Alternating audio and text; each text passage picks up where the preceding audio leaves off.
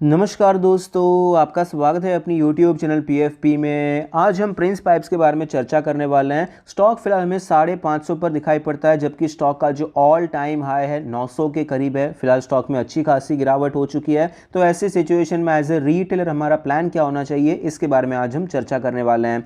सबसे पहले कंपनी के फाइनेंशियल ट्रेंड पे नज़र डाल देते हैं। रेवेन्यू प्रॉफिट कंटिन्यूसली बढ़ता हुआ नजर आता है और 2022 में ऑल टाइम हाई रेवेन्यू और प्रॉफिट रिपोर्ट किया है, जो कि क्लियरली बहुत ही अच्छी बात है।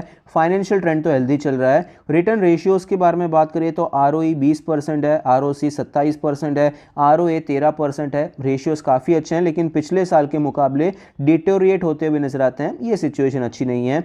लेवरेज रेशियो के बारे में बात करें, डेट टू इक्विटी 0.12 है। पिछले बार के मुकाबले यहाँ पर डेट टू इक्विटी बढ़ चुका है, मतलब कर्जे का कंपोनेंट बढ़ चुका है, लेकिन अब भी कोई बहुत ज़्यादा कर्जा नहीं है। टेंशन लेने वाली बात अभी तक तो नज़र नहीं आती है। इंटरेस्ट कवरेज रेशियो 30 का है, तो ओवरऑल लेवरेज रेशियो भी डिसेंट चल रहे हैं।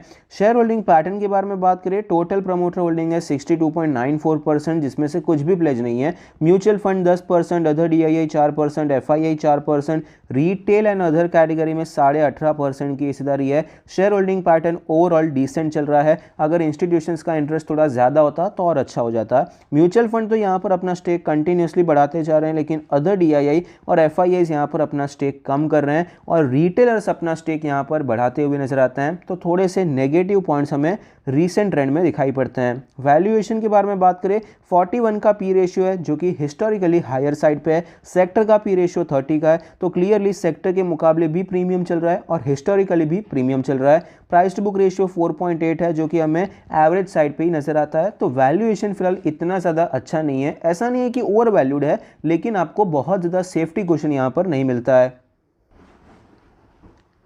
पिछले एक साल में स्टॉक में हमें अच्छी खासी गिरावट देखने को मिली है। कंटिन्यूसली स्टॉक नीचे आया है, 850 के लेवल से 500 का लो लगाया और फिलहाल हमें थोड़ी सी रिकवरी देखने को मिल रही है। अब भी स्टॉक अपने 200 और 100 डेज के मूविंग एवरेज के नीचे है, 50 डेज के मूविंग एवरेज के नीचे और 20 डेज के मूविंग एवरेज के भी नीचे है। तो स्टॉक में फिलहाल वीकनेस है, उसमें कोई डाउट नहीं है। ट्रेंड भी आपको लोअर साइड पे नजर आता है, मतलब ट्रेंड यहाँ पर बियरिश चल रहा है। लेकिन फिलहाल अच्छी बात यह है कि यहाँ पर रिजल्ट पे जो गैप डाउन ओपनिंग हुई थी, आपको फुल रिकवरी देखने को मिली और बाइंग बहुत ही अच्छी हुई थी। डेली RSI 45 का लेवल, फिलहाल तो कोई खास मोमेंटम नजर नहीं आता है। इंपॉर्टेंट लेवल्स के बारे में बात करें, जो रेजिस्टेंस हमें नजर आता है 590 के आसपास, 600 के आसपास रेजिस्टेंस है।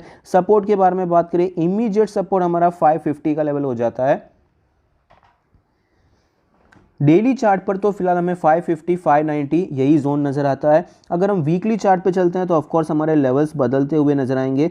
हमारा जो रेजिस्टेंस हो जाता है वो 600 के करीब हो जाएगा और हमारा जो सपोर्ट है 500 के करीब आता हुआ नजर आता है। 600 का लेवल पहले भी इंपॉर्टेंट सपोर्ट था, अब ये एक रेजिस्टेंस की तरह काम करेगा।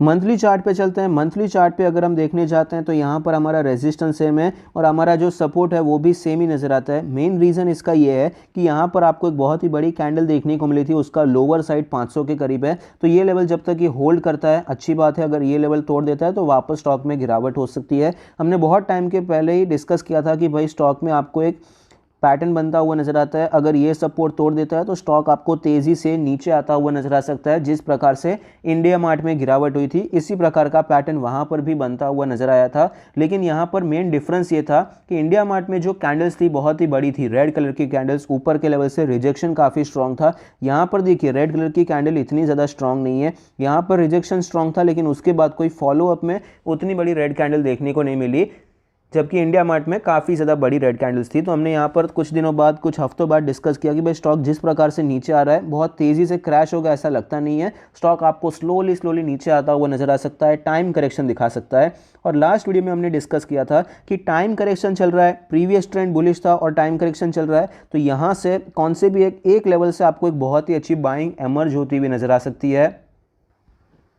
आपने ये चार्ट में कई बार देखा होगा, एटलीस्ट आपने डेली चार्ट पे ऐसा कई बार देखा होगा कि स्टॉक में अगर यहाँ पर एक अच्छी रैली देखने को मिली और फिर फिलहाल स्टॉक मूविंग एवरेज से काफ़ी दूर हो चुका हो, स्टॉक थोड़ा थोड़ा करके नीचे आता है, एकदम से आपको यहाँ पर बाइंग एमर्ज होती हुई नजर आती है। तो फिलहाल ये हर एक टाइम फ्रेम में काम करता है। मंथली चार्ट पर भी ये काम कर सकता है। मंथली चार्ट पर प्रीवियस ट्रेंड बहुत अच्छा था, फिलहाल ये स्टॉक धीरे धीरे नीचे आ रहा है, तो कौन से भी एक लेवल से आपको ये बहुत ही अच्छा परफॉर्म करता हुआ नजर आ सकता है। तो एक एक लेवल पर हम अटेम्प्ट करने की कोशिश ज़रूर करेंगे। हमने 500 का लेवल डिस्कस किया था। तो 500 के लेवल से ऑलरेडी एक बार स्टॉक में आपको एक अच्छा बाउंस बैक देखने को मिला है और रिट्रेसमेंट हो रहा है, तो ये बेस्ट प्लेस है मेरे हिसाब से। यहाँ पर हम खरीदारी अटेम्प्ट कर सकते हैं। देखिए यहाँ पर फॉलोअप मिले नहीं मिले बात की बात है, लेकिन हर एक लेवल पे जहाँ पर रिस्क रिवॉर्ड रेशियो बहुत फेवरेबल है वहाँ पर हम अटेम्प्ट करने के बारे में सोच सकते हैं, और जैसे जैसे फॉलोअप मिलेगा हम अपनी क्वांटिटी बढ़ाते जाएंगे।